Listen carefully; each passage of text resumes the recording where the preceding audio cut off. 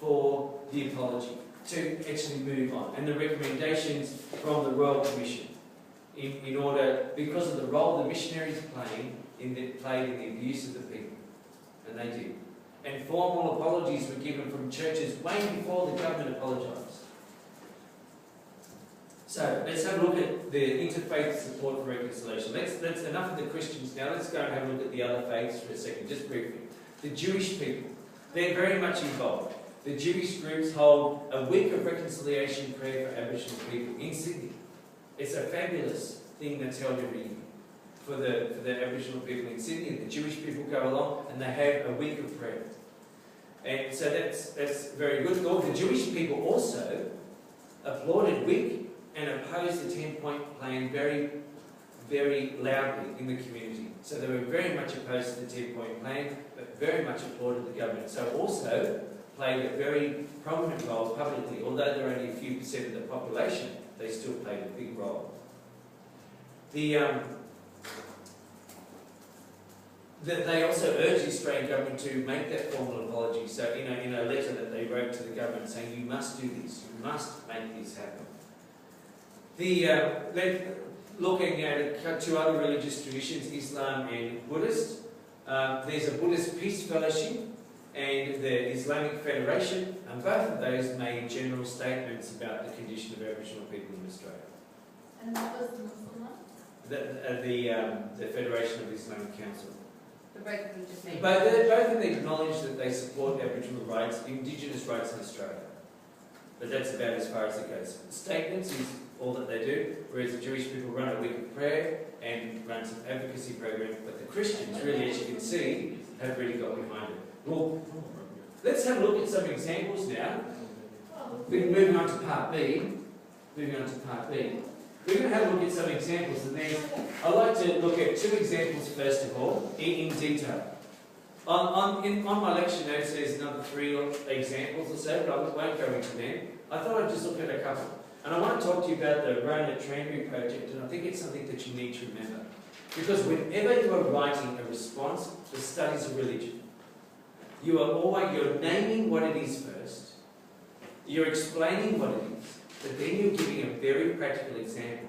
And the Rona Tranbury project is very specific. Let me tell you this story. There was an old Jewish guy who lived in outback New South Wales. And he got along with it, and he was very rich. And he and his wife were very rich. Well, the couple died I think it was a fairly unfortunate accident. And they left their estate to an organisation that will promote theatre, the arts, but also literature, but specifically Aboriginal literature. And so what they did was they put their money into finding out what the traditional stories were of the local Aboriginal people.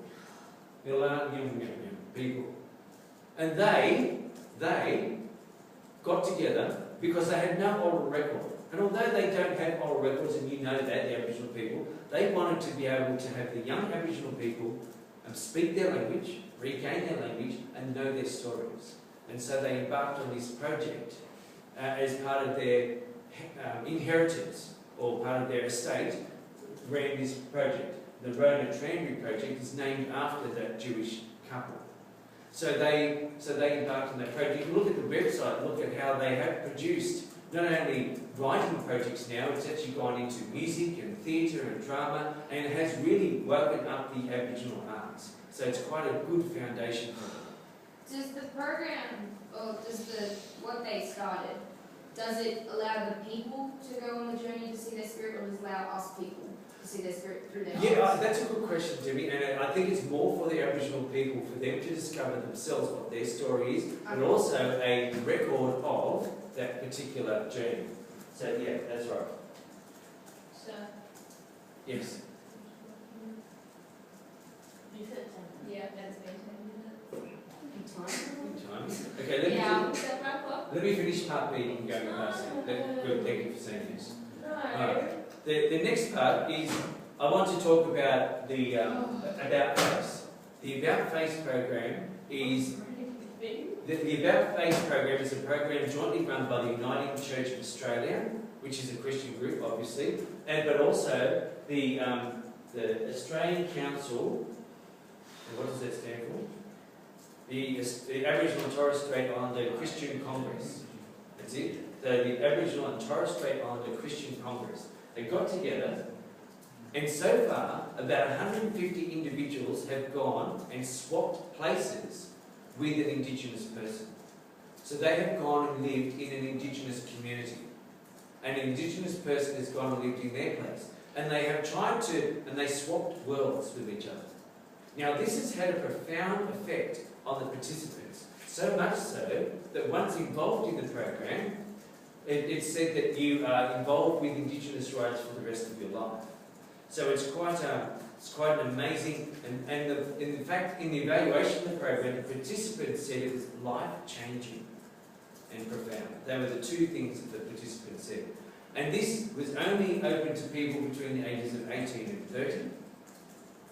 And if you can get onto the website, you can learn more about that project and maybe get into a few people's personal experiences and what they thought of it. What are the 6 things? Christian Congress, Aboriginal and Torres Strait Islander Christian Congress. So 150 people, individuals changing their lives. The next one I want to talk about is Yarra Bay. Yarra Bay is an Indigenous church here in Sydney. That every Sunday, or that every second Sunday of every month, that church opens up its walls and doors for every person to come along and be part of their Aboriginal service. So this is really getting to point number 7 down there in part C, which is liturgical inclusions. So this Yarra Bay is really living out those liturgical inclusions. So people coming along, celebrating in the traditional Catholic Mass. Now this is a Catholic church, a Catholic Mass, but with an Indigenous flavour. So it's quite a unique perspective. So that happens at Yarra Bay. Now, the next part is some statements, and I want to read these statements to you. So you don't have to write these down. These are on the website. So these statements of support. This is from a document that's quite old, but from 1993. But I still think it's very relevant, and I'd just like to read them for you. This is they're written on the website. Okay, and this is what it says. First one is from Dr. Iran, who is a professor in the Islamic Society of Australia. He says this: the Muslim community in Australia is most supportive of Aboriginal reconciliation on spiritual, moral, humanitarian and pragmatic grounds. This is a Uniting Church minister, Dorothy Ray McMahon, a very famous Uniting Church female minister, and she says, I believe that we will only know who we are and build on a firm foundation when we have grieved our past and made a peace with Aboriginal people. When we do this, the celebration of life here can authentically begin. Very passionate woman. If you want to find out more about her passion, you can look her up. The Australian Catholic Bishops' Conference said this: we welcome the initiative from the Uniting Church About Face program will have results changing dramatically for better the lives of Indigenous people who have suffered alienation and dispossession in their own land for far too long.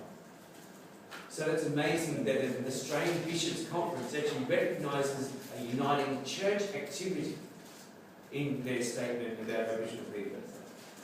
What is it?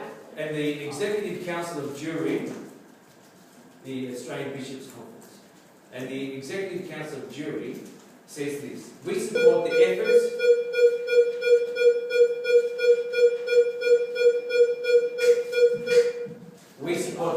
of the Council for Aboriginal Reconciliation in promoting understanding and tolerance aimed at building a better Australia. And from the Anglican Church, Dr. Rayner from the Anglican Church said this: reconciliation can only come when Australians treat black Australians as equal before God. And the Churches of Christ says, we as a church strongly endorse the process of reconciliation with Aboriginal people. So they were the statements there. Now I want to talk about two more things. I've already said this. Every year, Terra Sanctuary College tries to do something for Indigenous Australians. A couple of years ago, we ran a whole term assembly with reconciliation and have got an Aboriginal group of people out. And they performed for us. You may remember that. I think you were in year 9 or 10. And they came out, they danced and stuff for us. And we held a whole ceremony. And people talked, and students talked. And the Indigenous advocacy group here at the school, which there is one by the way, spoke and organised that event. All right? That still exists today. It's just very quiet on the scenes, but still very much part of it. And so that term celebration, something like that tries to happen. Last year, we integrated that into the Year 12 graduation mass with a big smoking ceremony and the playing of the didgeridoo at the start, the acknowledgement of country. Let's remember that in every event that we do, we acknowledge country of the Aboriginal people who used to live in this, on this Darug land. And the last one, the point I'd just like to reiterate that I spoke about before, was that in 2006, Terra Sancta College actively promoted the Sea of Hands project here in our school in order to help broaden their scope, as other schools did in our district as well. Okay, let's move on to the last part. Yes, I'm No, sorry. no. Okay. Oh, yes, of course I have to.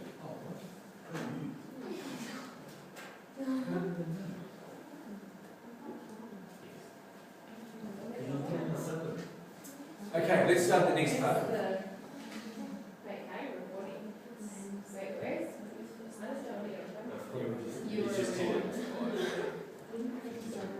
Okay, here we go. Okay, the last part, part C. Part C. I've probably only got 15 minutes to go.